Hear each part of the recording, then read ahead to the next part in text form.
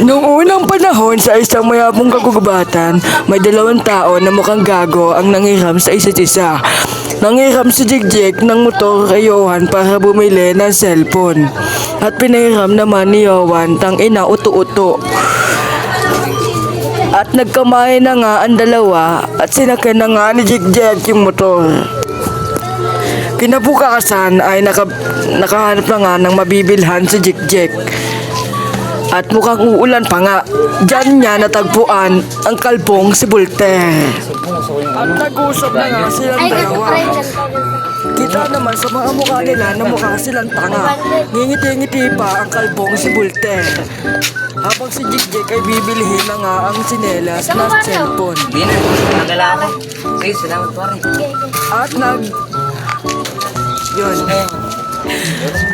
At hinahanap na nga ni Jigjek ang anak niyang lalaki.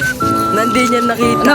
Yung pala ay bakla. Ano po yan, Barbie? Dito makikita natin si Juan na mukhang tanga. Cellphone! Tama. Ayan na nga, ganap Thank you na ganap. tayo! Tuwan-tuwa Email ako! naman si Gago. Diyan anak, maiwan mo na ang tanak. Cellphone ko lang Nandi baby na ko. ganap na ganap. Yan na nga. Ang kita. Nakipag-usap na nga siya sa shota I niya. miss you!